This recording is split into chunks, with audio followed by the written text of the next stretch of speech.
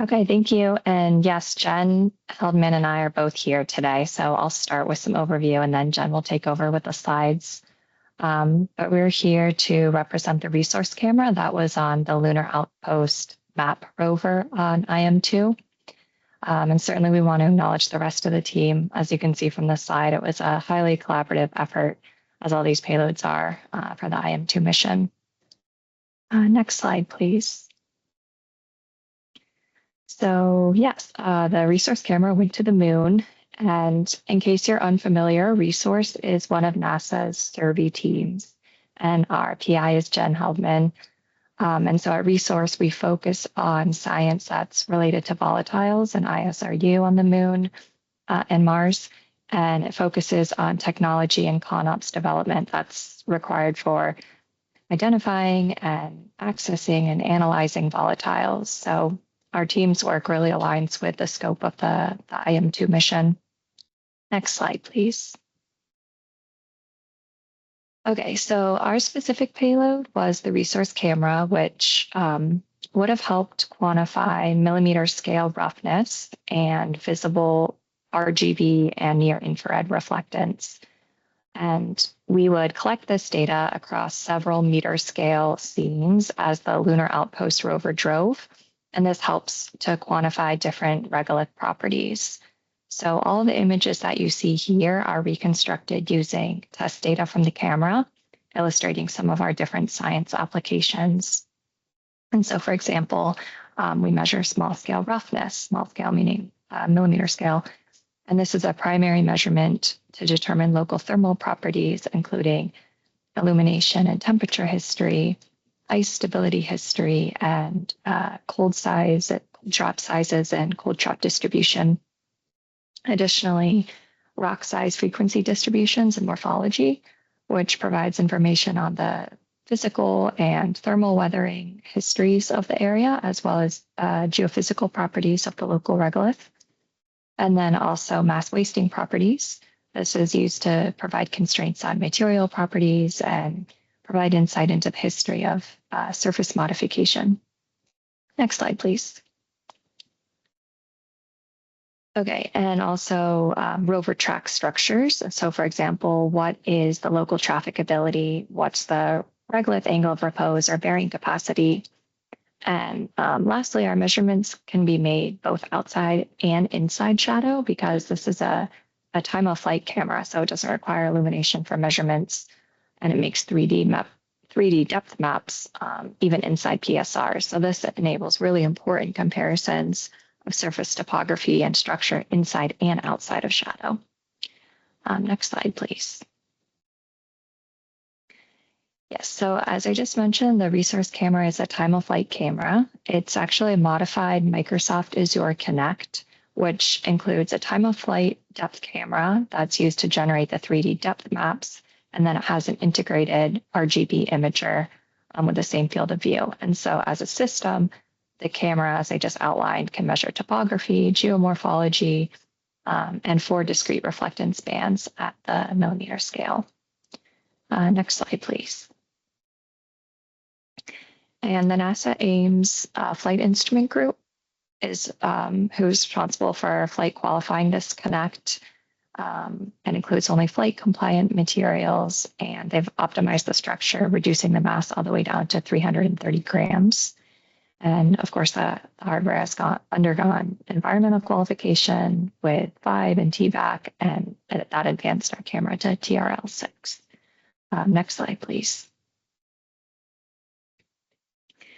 And the resource project supported several field campaigns. So the camera has been tested in all sorts of rock fields, including in the US, in Svalbard, like you see here, and Antarctica.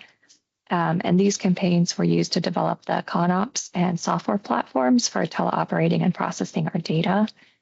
And our team has built custom software stacks to integrate the visible RGB and the near-infrared data streams with the 3D depth sensing, and this allows for terrain reconstruction and reflectance analysis, including under low bandwidth networking constraints.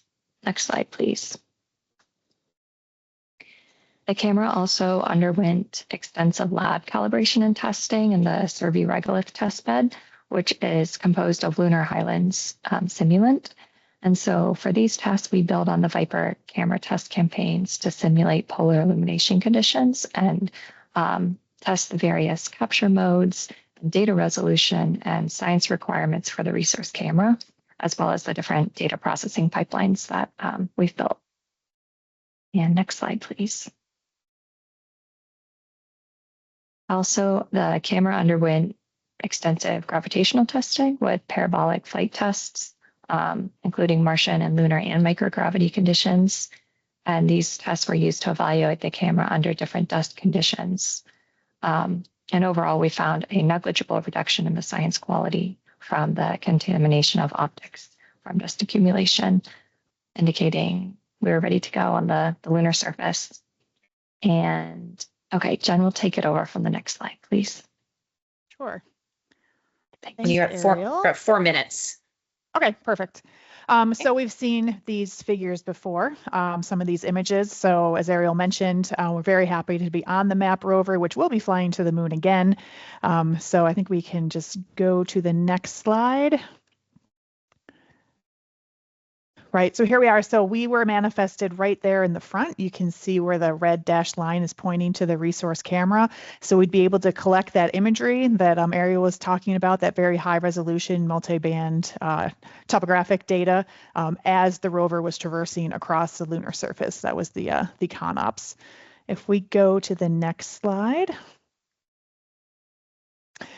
So we developed, a way to control the camera and do in-flight operations. We developed with MIT, who's one of the partners on the Survey resource project. We had a mission control center, and we also had distributed teams from our science partners. And also Lunar Outpost, who was operating the rover, at Ames, at CU Last, where we had co-Is, and also at NASA Goddard. So we developed the software tools and the capability to do the distributed ops in real time. And during the mission, we were able to send an uplink command to the camera. So the unit was successfully powered on at the lunar surface, so indicated survival. So we know that the camera survived the transit and landing and made it there. But of course, with the issues with the landing, we did not get any images back. So we didn't get any of that imagery data returned. But we were able to develop and exercise the entire mission control and operations systems that we had set up. If we go to the next slide, I think some of this will be similar to the experience that we just heard about from Doug with M-Solo. Right, we're really, really happy about the flight opportunities with multiple benefits to enable lunar exploration through the CLPS program. I think it was a successful demonstration of this new business model, right? We demonstrated you can effectively flight qualify COTS instrumentation. It was fast. I think we flight qualified this camera at Ames in 6 months. At low cost, because we funded it out of a survey project, and it was effective because it worked. And so this allows you to respond to rapid flight opportunities, within the swap constraints of CLPS flights, which are real and have to be dealt with. But that's actually one of the benefits, is being able to do this quickly and effectively. For the science, it was really important to us that we enabled new and rapid science returns. So as Ariel has walked you through multiple science cases there, I was especially excited about mapping the micro cold traps with that 3D data. It's really the only way you can do it is map out the 3D topography and then do some ray tracing for where the sunlight shines and does not in the South Polar region. We demonstrated a successful model of collaboration. You can see on the image on the right, we have partnerships among government, industry, and academia, and we take the strengths of each to enable this science and exploration. And then the opportunities that are afforded to the team. The rapid and low cost development let us go from concept through flight. And so then you iterate and you refly, which we plan to do. Lunar Outpost will plan to do. So we are working on remanifesting another camera as well. And then an important aspect is the workforce development, right? So the timescales, we did this in a few years. So we had a whole pipeline of students and early career professionals that were working on this project and getting hands-on spaceflight experience everywhere from the hardware to the software to the science to the operations, the whole gamut. Through the resource project, we graduated 3 PhDs through MIT. There's a whole slew of undergrads, other graduate students, et cetera. So I think it's a really positive aspect of the CLPS model. And, just like Solo went to Inficon to get a mass spec, we went to Microsoft to get a camera. So it's kind of the new way of doing business. And I see the time is up, so we will end there.